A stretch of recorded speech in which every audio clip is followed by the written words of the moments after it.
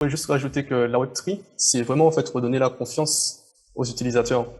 C'est-à-dire que si on prend un cas simple, sans parler de blockchain, c'est que si aujourd'hui il y a à peu près 42 personnes qui auront le call Zoom, c'est parce que vous avez confiance en nous, d'une façon ou d'une autre.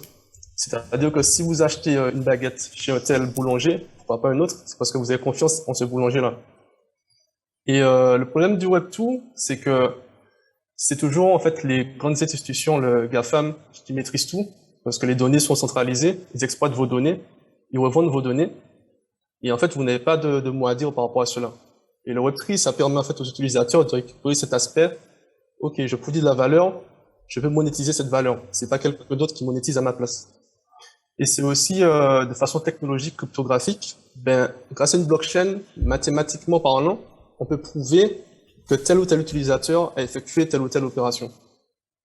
Dans le Web2, c'est plus compliqué, c'est-à-dire que c'est possible, mais c'est plus compliqué parce que là, en fait, rien n'est public en fait, tout est privé, tout se fait dans le privé. Et la blockchain, elle est publique, tu peux savoir en fait, si j'envoie des fonds, je sais pas, un bitcoin à Sandra, mais en fait, tout le monde pourra vérifier que j'ai vraiment envoyé un bitcoin à Sandra. Tu peux me l'envoyer. Oui, je pense qu'on doit faire un test maintenant pour être sûr.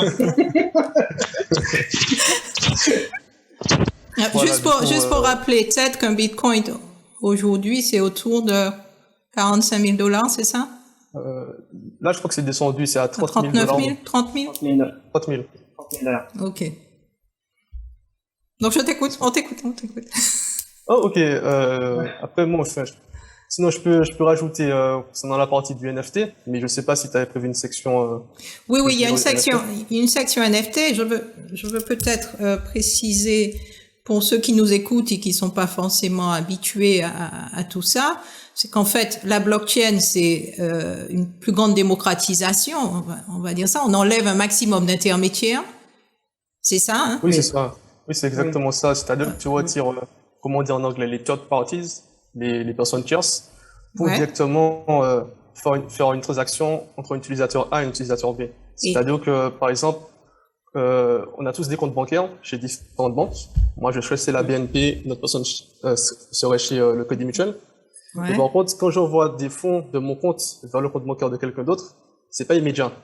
C'est-à-dire que c'est les banques qui font ce transfert-là, en fait. Moi, je vais envoyer vers ma banque, et l'autre personne va envoyer vers sa banque, et les deux banques vont faire le deal, en fait, entre eux pour transférer les fonds. Et ce qui va se passer, c'est que suivant le pays où tu fais les transferts, ben moi, si je dois envoyer des fonds à quelqu'un qui est en Chine, en plus de cela, je vais payer des frais de transaction. Ils sont pas négligeables. C'est-à-dire que si je veux juste envoyer 10 $, mais la plupart du temps, tu vas payer peut-être 80 $ pour faire cette transaction, et du coup, ça vaut pas le coup.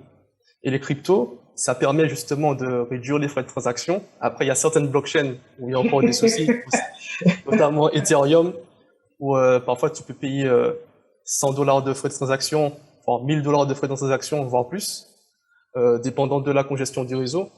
Mais en tout cas, il y a différentes solutions dans le marché qui commencent à émerger, qui arrivent à résoudre ce problème. D'accord.